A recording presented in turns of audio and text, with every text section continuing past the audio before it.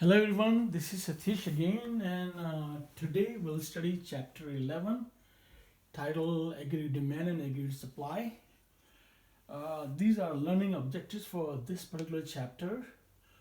We're going to learn what are the forces that are impacting our economy, which is called major macro determinants. There are a lot of forces that are impacting our economy.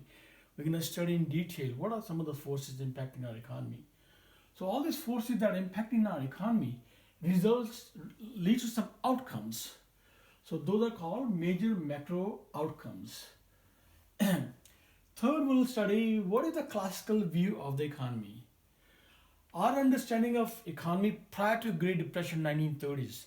So they're called classical economists. They have some understanding how the economy functions, and we'll study that in great detail. And then we'll study the Keynesian view. So there's a British economist by the name of John Maynard Keynes. When the Great Depression happened, according to the classical school, Great Depressions could not happen. The recession could not happen. And then it did happen. So this economist came into the picture by the name of Keynes, and he gave us a different understanding of the economy. He explained us how the economy works. So today we'll study the Keynesian model of aggregate demand and aggregate supply to explain how the economy functions and how this model differs from the classical school. So we'll study the Keynes theory as to what caused the recession, what caused the depression, and then he also advocates some solutions. So we'll study some of the solutions, and then later economy that came after Keynes that believe in Keynesian economics, they came with some other solutions. So we'll study those also. So forces that impact our economy, which is called macro determinants, they can be classified into three broad categories. So what are those categories? Internal market forces is one. Second is external shocks. And the third is policy levers. So let's study one at a time. So what are the forces which are classified under internal market forces? Population growth. When the population grows, it has an impact on the economy. For example, Japan's population is declining, so that's having a lot of impact on the economy. Like car manufacturers are shutting down factories because there are not enough buyers, for example. Another is spending behavior. As you will learn very soon, consumer spending and business spending has a big impact on our economy. Technology, you already know, technology has an impact on our economy because technology allows us to produce more goods and services, better goods and services, and which enhances our standard of living. So technology has a huge impact. Inventions, innovations, and market institutions like venture capital. For example, how the new companies that are coming up, how they're funded. Venture capital is one way to fund. So those are some of the internal market forces that impact our economy. Then there are some forces that are outside our economy that impact our economy. So what are those? Wars. Like we had a war with Afghanistan and Iraq. Terrorism, like 9/11 happened, that had a big impact on our economy. Natural disaster, like a tsunami happened in Japan, that had a huge impact on the Japanese economy. Climate change. A lot of people are worried that a lot of the small islands just gonna go under because of the rising tidal sea waves. Trade dispute right now, for example, we have a trade dispute going on with China. So China stopped importing our agriculture products. So that has a huge impact on farming states like Nebraska and Iowa. And pandemics, which you are now very familiar with, like coronavirus, how that is devastating economies all over the world. So these are some of the external shocks. Then the third set of forces are policy level. That will basically relate to how the government policies have an impact on the economy. So what are some of those forces? Like government tax policy, if they increase taxes or decrease taxes, whether on consumers or on corporations, that have a huge impact on the economy. Government spending has an impact on the economy. Money supply, for example, right now the government is increasing money supply. That will have an impact on the economy now and down the road also.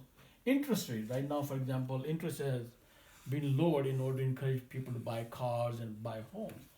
So trade policy, like our trade dispute with China, is having an impact on our economic environment. Regulation of business, whether minimum wage goes up or goes down, that has an impact That's one example of regulation. Immigration policies, like Japan only did not allow any immigration, but now they're opening up the economy, so that is leading some economy to believe that they'll have a very positive impact on Japanese economic growth. So these are the three sort of forces that are impacting the economy. And these forces that impact the economy have some outcomes that we are interested in. So those outcomes are classified into 5 broad categories. So one is output. So all these forces have an impact on our output, which is measured through GDP, which stands for Gross Domestic Product, which you studied in the earlier chapter. Jobs, whether it leads to all these forces have impact on unemployment. You know, all these forces impact on price level, whether inflation is going to go up or go down. For example, if government prints too much money, we'll have a higher price level. So all these forces will have impact on the price level. Economic growth, interest rate, government immigration policy, trade policy, technology, all that has an impact on the population, has all an impact on economic growth. Whether we're going to go at the rate of 3%, 5%, or 1%, or we're going to have negative economic growth. For example, right now we're expecting the economy to shoot up to 20% because of pandemics. And the last outcome that we measure is international balances. So in that we study value of dollar, whether value of dollar is going up or down against other currencies. What is our trade balance? For example, America has a trade deficit of $600 billion, which is a very big concern for Donald Trump, our president. Debt accumulation, like America has accumulated a lot of international debt, close to $2 trillion just from China. And all this debt can lead to have international financial imbalances. So some people believe that America has accumulated so much debt that it may have a negative impact on international finances. Okay, we'll move on. So let's study the classical view. Classical view is the view that economists held prior to Great Depression. So what they believe, the economy self-adjusts. The economy has a built-in mechanism which allows us to self-adjust for any economic problems. And their understanding was that economy gravitated toward its long-term potential. So what are the potential is for a country, whether it's 1%, 2%, 3%, if you leave the economy alone, it'll always achieve its long-term potential. And what they believe that there could be minor fluctuations in the economy, but they heal itself. And how they heal itself? There are 3 mechanisms in the economy that are inherent, that are in place, which allows it to heal itself. Flexible prices, flexible wages, and flexible interest rate. To give you an idea, let's say Ford is not able to sell all their cars. So what will happen is they would not have any unsold cars. What they'll do is they'll just lower the prices and all the cars will be sold. But now that all the cars are sold, they may lay off a lot of people next year because they say last year we were not able to sell our car, so we're not going to produce that many cars, so they may lay off people. So now there will be a lot of people laid off. That will put downward pressure on the wages. At the wages experience downward pressure, then there are a lot of companies that will be able to hire these people because now the wages come down. Say for example, I used to mow my own lawn, but the average wage was $20. I couldn't hire a lawnmower. But now because of all these extra people are laid off, some people are willing to work for $18 an hour. So maybe now I can hire somebody to mow my lawn $18 an hour. So what they're saying is through flexible wage prices and interest, everything will clear and the economy will heal itself in a short time. So they believe that since the economy heals itself, government intervention is not necessary. The government does not need to intervene to help the economy. The economy will heal itself. And according to understanding, because there were built-in mechanism to heal the economy, recessions could not happen. And there's a minor fluctuations are good because it weeds out the bad players. So if you have minor fluctuations, don't worry about it. So there was a French economist by the name of Jean-Baptiste Say. And he's a very famous economist. There's a law called Say's law. And he said the supply creates its own demand. What do we mean by that? What he said was the very act of production creates income. And this income allows people to demand goods and services. So let's say I manufacture cabinets. In order for me to manufacture cabinets, I have to pay wages, I have to pay suppliers, I have to pay rent, I have to pay bank interest rate. So my spending money creates income for all these people. They in turn will spend the money. So supply creates its own demands, according to Jean-Baptiste Say. So then the Great Depression happened, and we have another economist came into the picture. His name is John Maynard Keynes. He was a British economist. He's one of the most famous economists in the world. And he wrote a book in 1936 called The General Theory of Interest, Employment and Money. And in this book, he proved the classical school is wrong. The understanding of economics is completely wrong, at least in the short run. So according to Keynes, market economy is inherently unstable. Remember, this market economy is very stable. It adjusts itself. It heals itself. It's very resilient. And now he's saying is market economy is inherently unstable. He says the Great Depression could happen again and again if we allow the market on its own. We should learn to live with recession and depression from time to time. So according to him, market economy requires government intervention. And then not only he explained us how the economy works and how Great Depressions or recessions could happen, he also gave us a cure. And that cure is called fiscal policy. Fiscal policy basically means government spending. So what he said was that government spending is necessary and effective in taking care of recessions and depressions. So what Keynes is trying to tell us is that saving is good at individual level, like you and I, when we save, it's good for us. But when the country saves too much, then it leads to economic problems. So excessive national saving is very bad. We call it saving is stupid, you can say. So he said the classical school's faith in flexible wage, price, and interest rate is misplaced. He said in the short run, these are not flexible, these are rigid. And because these are rigid, that creates a problem for the economy. So we'll study in great detail what I mean by that. So according to Keynes, classical school may be right in the long run, but in the short run, these are not flexible, and we can get stuck where there's a lot of unemployment. So now we have two schools of thought. We have the classical school that believes the economy is inherently stable and heals itself, and then we have Keynes who is saying the opposite. So where we stand today, most economists believe the classical school is right in the long run, but there's a lot of disagreement whether they're right in the short run. Majority of economists also believe that government intervention, like fiscal policy, does have an impact in the short run. But there is no agreement as to the efficacies. So what that means is some economists believe this government intervention is good, some economists believe that it's counterproductive, it's bad. So Keynesian school believe that government intervention is required. Classical school and the Austrian school, there's another school, Austrian school, which we will not be covering too much. They believe that government intervention is counterproductive and very harmful. But the majority of the economists, especially who work for the government, they follow Keynes. So if you look at it all over the world now, basically everybody follows Keynesian economics. So Keynes developed a model. It's called the aggregate demand and aggregate supply model to explain how the economy functions and how it falls into recession and how it falls into depression. So this is a very technical model, so we're going to understand it in two ways. We're going to develop a technical model, and then we're going to give you a layman's explanation what it's trying to say towards the end, okay? So aggregate demand is different from your regular demand for, say, apple or oranges. Say, for example, you go to buy apple, and you don't like apple, you can go and buy oranges. But aggregate demand means the collective demand of all the people. So in order to understand, imagine that you are paid once a year. Everybody's paid once a year. And we all go into the market at the same time to buy goods and services for the whole year. So that's what means aggregate demand.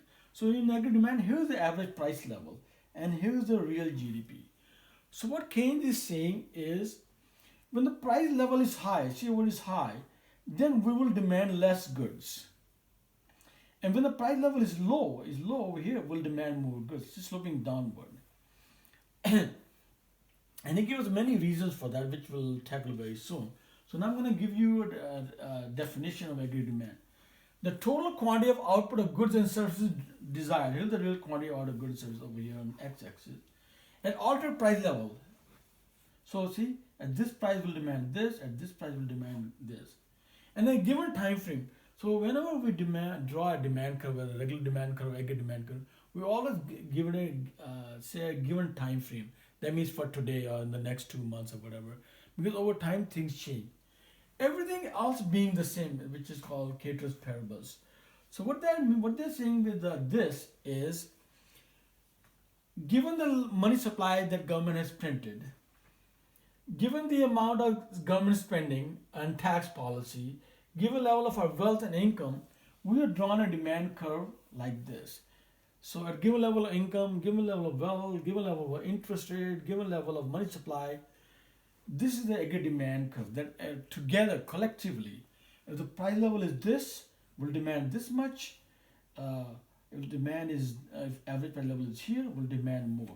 So remember, on x-axis, I have the real GDP. Real GDP is GDP adjusted for inflation. And y-axis, I have the price level.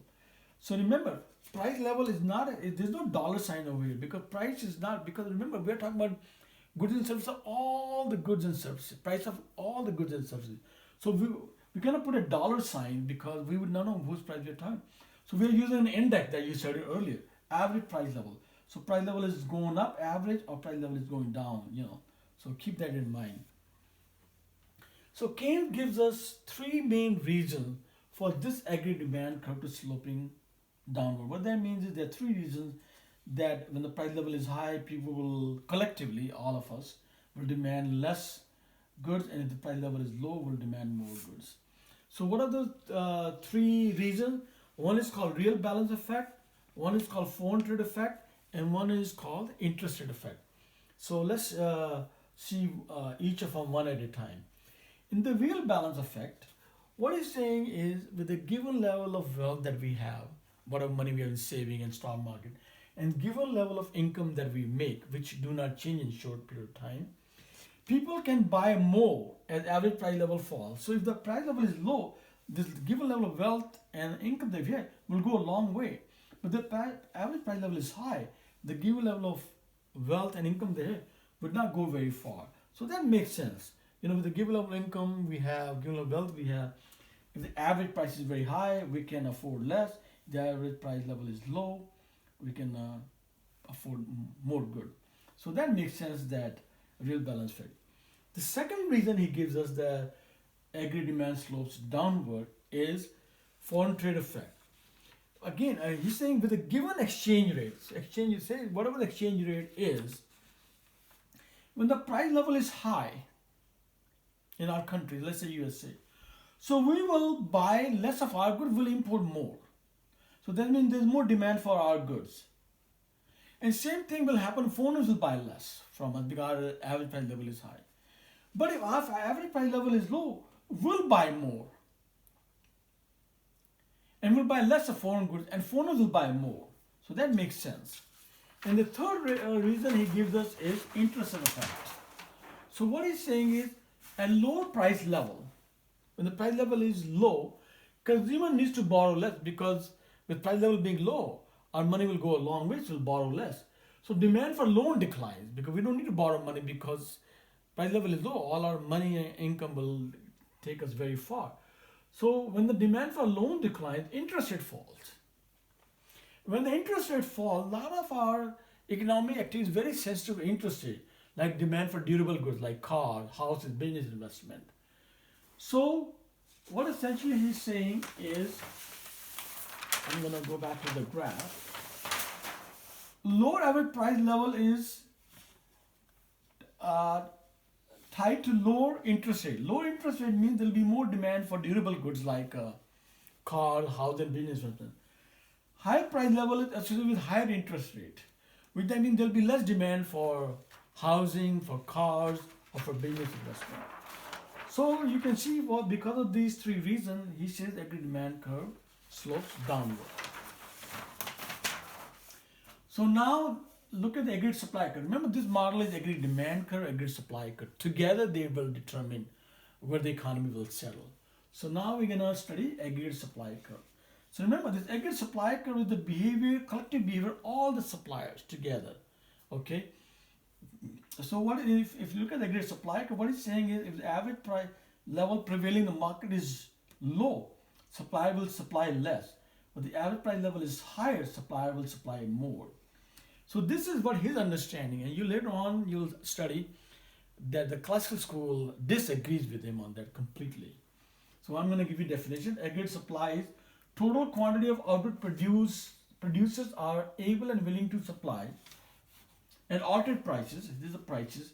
So again, higher price level they're willing to supply more, lower price level they're willing to supply less. In a given time frame, again, we always draw a demand curve on a given time frame because over time things change. Caters per, but that means everything else being the same. So what they're saying, this aggregate supply curve is drawn with the given level of technology that we have at our disposal right now, with the given level of taxes on corporation or the subsidies, like gasohol is subsidized by the government, business regulation, and immigration. So here some of the things are, so these they change very slowly, so they can be held constant in a given time frame.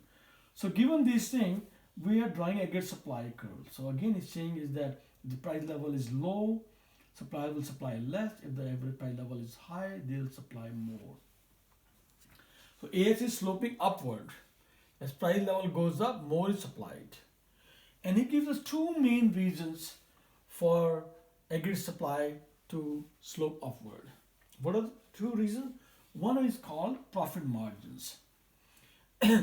So what he's saying is that some of the supplier cost is fixed in the short term. For example, rent is fixed. Where are my terms over here?